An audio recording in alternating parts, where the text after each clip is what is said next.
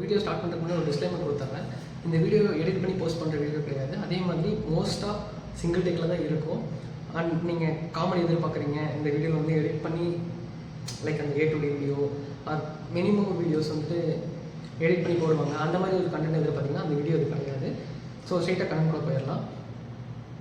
நீங்கள் வந்துட்டு இந்த கொல்கட்டா இஷ்யூ பற்றி வந்துட்டு உங்களுக்கு நிறைய பேர் கேள்விப்பட்டிருக்கீங்க, நிறைய பேருக்கு தெரியும். எம்ஜினாலேருந்து நிறைய பேர் அந்த விஷயத்தை பேசிட்டாங்க.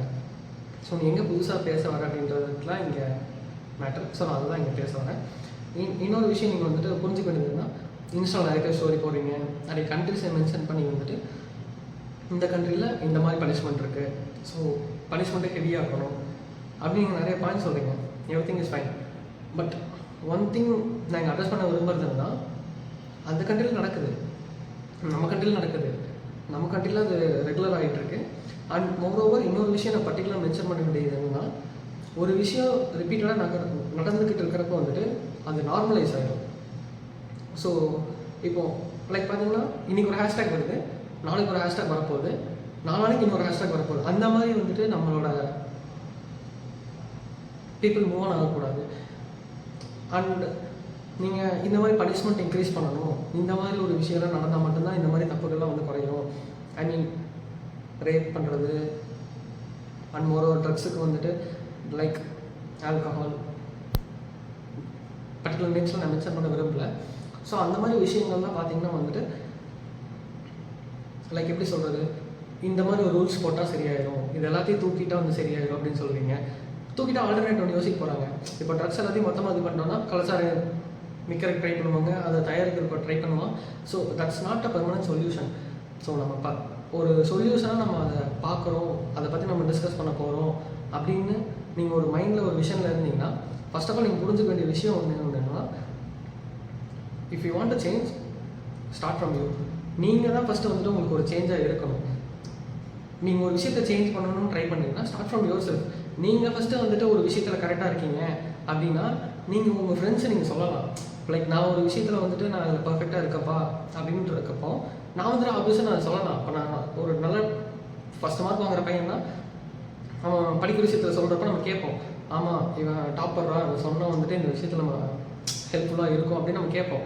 லைக் வைஸ் அதே மாதிரி தான் நீங்கள் ஒரு விஷயத்தில் ரொம்ப பர்ஃபெக்டாக இருக்கீங்க, நீங்கள் ஒரு விஷயத்தை அந்த விஷயத்தை நீங்கள் ஃபாலோவே பண்ணுறதில்ல அப்படின்ற ஒரு இதில் இருக்கிறப்போ அது பண்ணால் தப்பு அப்படின்னு நீங்கள் ஆப்வியஸாக சொல்லலாம். அப்படி சொல்கிறப்போ உங்கள் ஃப்ரெண்ட்ஸை நீங்கள் திருத்தலாம், உங்கள் ஃப்ரெண்ட்ஸ் உங்களை பார்த்து இன்னொரு 4 பேர்த்துக்கிட்ட ஷேர் பண்ணுவாங்க. ஸோ பீயிங் பர்ஃபெக்டாக இருக்கிறப்போ பர்ஃபெக்டாக நம்ம இந்த மிஸ்டேக்ஸ்லாம் வந்துட்டு அவாய்ட் பண்ண முடியும். ஸோ நீங்கள் இது பண்ணால் மாறிடும், அது பண்ணால் மாறிடும் அப்படின்னு சொல்கிறப்போ that's not a valid point. Indian 2 படம் எல்லாம் பார்த்துருப்பீங்க, சாரி பார்த்து வந்திருப்பீங்க. ஸோ அதில் பார்த்தீங்கன்னா ஒரு பியூட்டிஃபுல்லான ஒரே ஒரு டைலாக் வரும், election is not a change, it's just a exchange. அதே மாதிரி தான். ஸோ நீங்கள் ஒரு விஷயம் ட்ரை பண்ணுறீங்கன்னா அது நீங்கள் சேஞ்ச் பண்ணணும். லைக் இன்னொரு விஷயத்துக்கு எக்ஸ்சேஞ்ச் பண்ணுற மாதிரி, ஓகேப்பா இந்த இந்த இந்த தப்பு பண்ணுறியா, இதுக்கு வந்துட்டு இந்த பனிஷ்மெண்ட் கொடுக்குறேன் அப்படின்ற மாதிரி இல்லாமல் நீங்கள் ஒரு விஷயத்த வந்துட்டு நீங்கள் பேஸ்லேருந்து நீங்கள் கரெக்ட் பண்ண ஆரம்பிச்சிங்கன்னா ஆப்வியஸாக அது முடிய போகுது, கரெக்டாக ஒரு அவுட்புட் கிடைக்க போகுது. லைக் ஒரு சன்னை ப்ராப்பராக சொல்லி வளங்க, இந்த மாதிரி அவனை வந்துட்டு வச்சுருக்கணும் அப்படின்னு நீங்கள் சொல்லாதீங்க. That's not a make a sense அப்படின்னு நான் வந்துட்டு சொன்னோம்னா நான் வந்து ஒரு முட்டாள். ஓகேங்களா? ஸோ உங்கள் சன்னை மட்டும் சொல்லாதீங்க. உங்கள் பிரதர் இருக்கிறாரு, சூரியகுமார் எல்லாம் சொல்லப்படுமா, உங்கள் பிரதர் இருக்கிறாரு, எல்லாத்தையுமே சொல்லுங்கள். உங்கள் ஃப்ரெண்ட்ஸையும் நீங்கள் சொல்லுங்கள். உங்கள் பசங்க மட்டும் இல்லை, பொண்ணுங்களே ஈவெண்ட்டும் மெசேஜ் பண்ணி தான் இருக்காங்க. தப்பு என்னென்ன இருந்தாலும் அட்ரஸ் பண்ணுங்கள். ரேப் அப்படின்ற ஒரு விஷயத்துக்காக மட்டும் கிடையாது. ஒரு பார்த்தீங்கன்னா எல்லாமே ஹேஷ்டேக்ஸாக மாறிட்டு தான் போயிட்டு வந்துருக்கு. ஸோ அந்த மாதிரி இல்லாமல் மோஸ்ட்டாக பார்த்தீங்கன்னா நிறைய வேலை வார மாதிரி இருக்குது. ஸோ சேட் கட் பண்ணி போட்டுக்கலாம். சரி, ஓகே, ஃபைன். சரி, ஃபஸ்ட்டு இதுக்கு நான் சொல்யூஷனாக அட்ரஸ் பண்ண வேண்டிய விஷயம் என்னென்னா,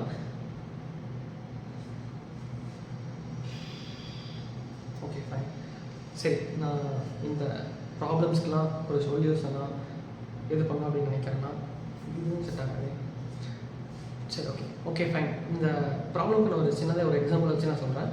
இப்போது நான் பார்த்தீங்கன்னா என்னோடய ஃப்ரெண்ட்ஸ் குரூப்பில் வந்துட்டு ஒரு 6th ஒரு ரூல்ஸ் இருக்குது, யாரையுமே ட்ரக்ஸ் பக்கம் போகவே கூடாது, ட்ரக்ஸை தொடவே கூடாதுன்னு.